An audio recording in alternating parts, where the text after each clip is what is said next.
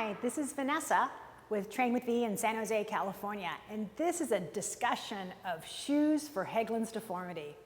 If you've watched my previous videos, you know that I have Haglund's Deformity, which is a bump on the back of my heel. I am able to manage this beautifully and still run marathons and work as a personal trainer on my feet all day long. There's a lot of different shoe technology out now compared to the year ago when I first started to do the Haglund's Deformity videos. If you need more information, see those other couple of videos about how to tape and ice on all that stuff. I'm going to talk about some new shoe technology, how I do things with the shoes. Some shoes I actually modify, so I want to talk about it. Everything right now in the long distance running world is about carbon plates, right? Nike was the first one to come out with it, made my favorite shoe. The VaporFly, of course, for 4%. This shoe is actually a pair that I have worn for one marathon, 3 halves, and a couple of 10Ks. This is a worn out one now. They last about 110 miles. They only have a very tiny little bump in the back. The main focus with anything for Haglund's Deformity is you want nothing to rub in the back. These shoes are called FlyKnit material on the top. They're very cushiony. They work beautifully for Haglund's Deformity. There's not a lot of structure here though, so if you tend to pronate a lot, could be an issue for you, which would make your Haglund's Deformity even worse. Now, most people with Haglund's Deformity actually have really high arches, so you're gonna need some kind of insert. I use inserts from Roadrunners that are heated up and actually molded to your feet. They cost about $70 a pair and last about 300, 400 miles. So for me, 2 pairs of shoes, they'll last. And I use them all day long, every day, in my normal shoes also that I use just for work. But because of that arch buildup, it takes the pressure off too, and there's actually a cup for your feet. They're fantastic. Superfeet also makes some really great ones that you could use if you want to buy over the counter, but I really suggest you change out the insoles. Let's go back to the carbon plated shoe talk. The next generation of the VaporFlies is this, same kind of situation where it's a very thin material on top to not rub, but it had a heel counter in it that would rub on my heel. So I actually went to a shoe place and had him cut the heel counter out and put a smooth piece of material in there to stop the rub. And I actually use these ones more for 5Ks and 10Ks. On a faster thing, they're very fast. For me, I don't think they have enough support for me personally on a longer marathon. Choose that. So I'm not much of a trail runner. It's not my thing. But I do have trail shoes from Nike, and I did the same thing. Another soft back, so it doesn't hurt you. The shoe comes in a little bit, but not tremendously.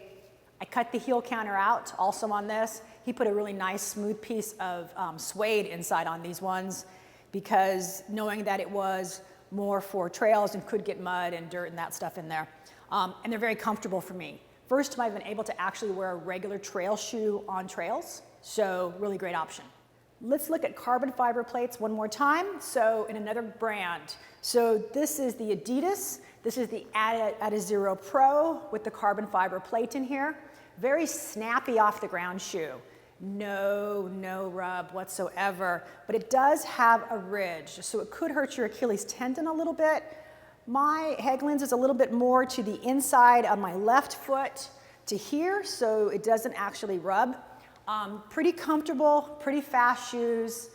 Interesting thing about these shoes, I have a kid that normally runs in the Ultra Boost, and I put him into these shoes on the exact same race and everything. He was about 11 seconds a mile faster.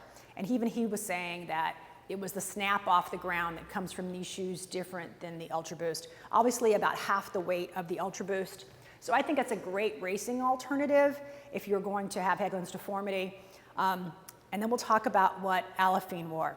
So Alafine was our Olympic marathon winner in the United States. And she wore the new Hokas with the Carbon X plate in there. And these are them. And they're much smaller Hoka than you're probably used to seeing, but they're still got that stiffness up front that I personally don't care for. I really like to have a lot of bend in the front of my shoe to make me not go on my heels, which I tend to do anyway. But this also does not have a heel counter. So it works for Haglund's Deformity, and it actually has very soft rubber around the sides of your heel. So if you do pronate, I think this is a great option.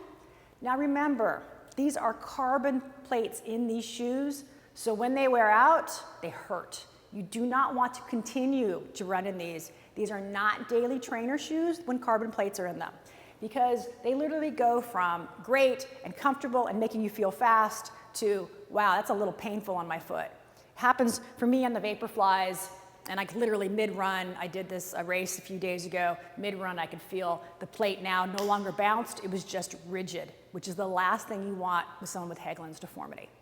Now, on everyday stuff that I do, I actually use the Nike React. This is a custom pair. Nike allows you to make your colors. Obviously, I work as a personal trainer and I love shoes, so I have these made. And so when I talk about the bend in the front of my shoe is everything for me.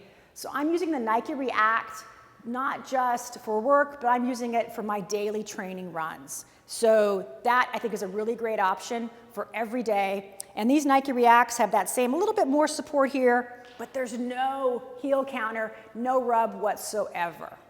So there are some great options for you on Haglund's deformity.